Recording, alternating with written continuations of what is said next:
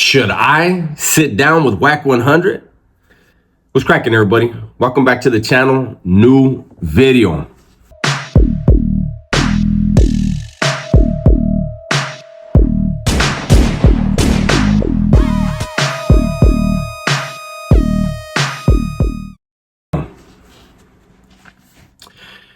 Yesterday we went live.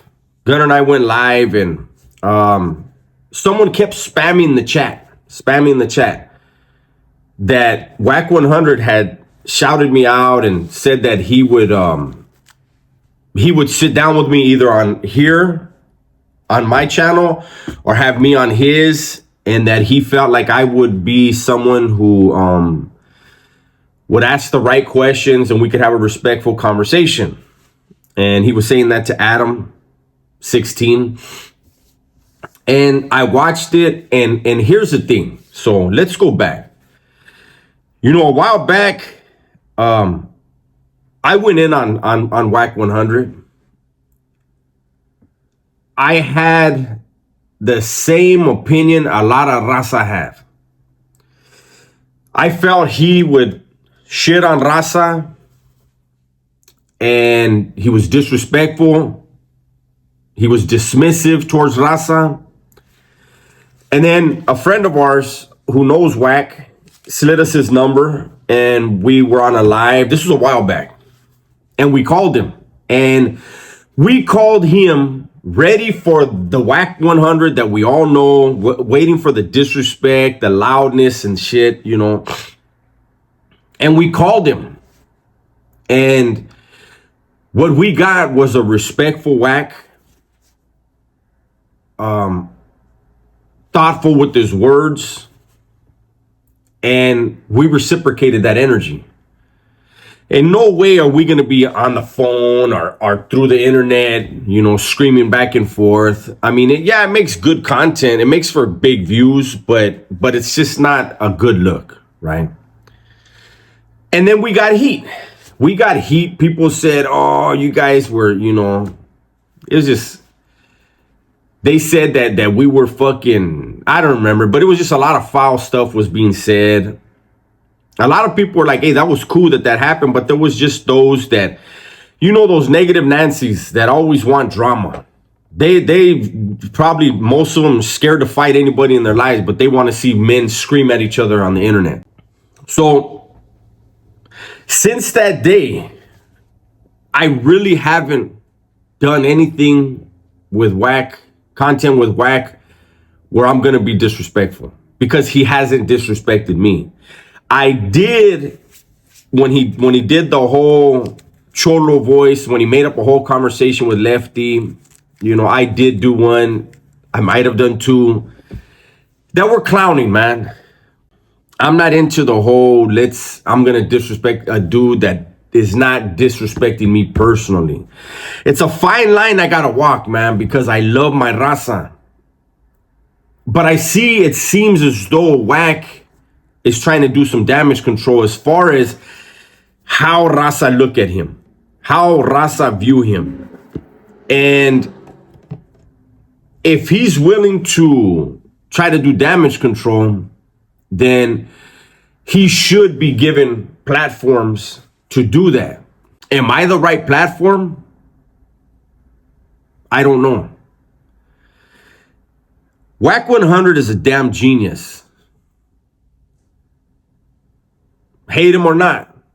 When it comes to the social media stuff, when it comes to trolling, to setting people up, he's a genius, man. He is a genius at creating views for himself. Listen, he is not a rapper.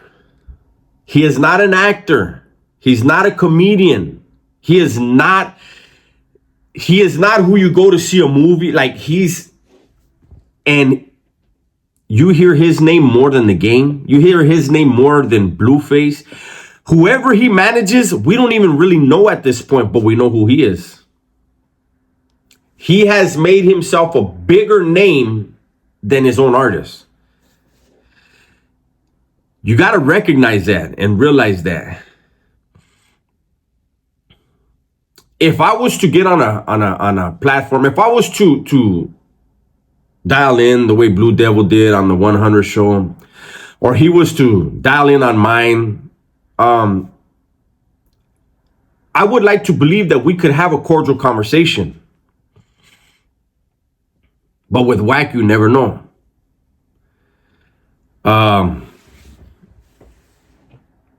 Some of these other guys, I mean, he can run circles around them. He was a YA baby. I was a YA baby. He went to the joint. I went to the joint. He has been working with business dudes that are also street dudes that are cutthroat. And so he has a level of sophistication that a lot of people don't.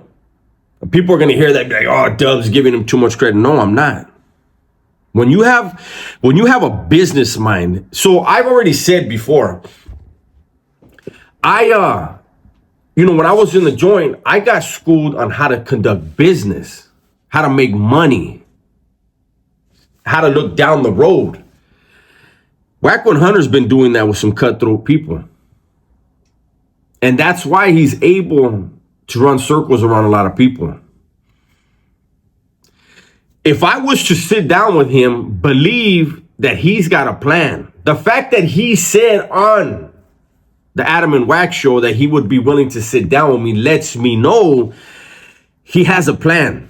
What is his plan? And that's where I have to weigh, do I want to get into the ring with him? And not literally, you know what I mean? But when you're going to talk to Wack100, and we've spoken, off camera, we've spoken a couple of times. And again, even then, it's always been super respectful. I just don't know. Would I get a lot of views and make some money off of it? Yes.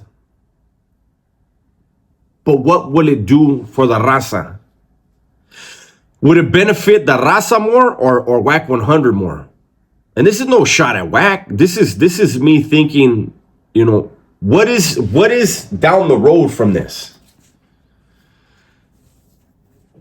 It's cool. I appreciate him saying he'd be willing to talk to me and that he respects my get down. But I also have to think when it comes to Wack,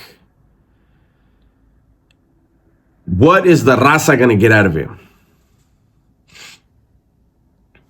I could see that video getting a whole lot of views. I could see it opening up a different look into Wack100. The last time when we did the first live with him, there were a lot of raza. If you go to that live, if you find it, you'll see in the comment section, a lot of raza were saying, hey man, that dude kind of like, not in the exact words, but basically like they're going to look at him different. He was respectful. This was a different Wack. This is not what I was expecting. It wasn't what we were expecting. So I know if I sat down with him, if we did something on my channel, I know it would help his image with the raza. But it's one of those things, when somebody hates you, it doesn't matter what you do. They still hate you. Wack's trying to get the middle. And I think, as I think about this Wack thing, it reminds me of Suge Knight. Suge Knight wanted to start signing raza rappers. Suge Knight he felt the future of West Coast rap would be the raza. And a lot of people hear that and they're like, what the? This is what Suge Knight said. I don't think Wack100 thinks the future of West Coast hip hop is raza, but I think he understands the loyalty of raza when it comes to their favorite artists. And if he could pull half of my subscribers, half of Gunner subscribers, half of Haters World's subscribers, if he could start pulling half of everybody's subscribers to his platform, he wouldn't even need to manage anybody. He would be making great YouTube money. And I'm sure it's just, it's just a side stream. He makes money in a lot of different avenues. But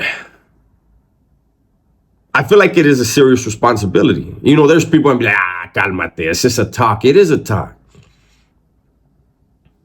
But you have to understand when you talk to certain people and you give them a platform, you lightweight validate their views, their actions, their words. So you guys let me know in the comments what you think. Should I have him on? You know, we'll do it on StreamYard and have a conversation. I won't do it live. I'm not foolish. You know, we can record it. And I honestly don't think he has an agenda when it comes to me. But you guys let me know in the comment section. What do you think? What would you want to see? And then I'll seriously contemplate that. So I'm going to go ahead and bring this one to a close. Everybody, please be safe, be smart, and tell the ones you love that you love them. I'm out of here.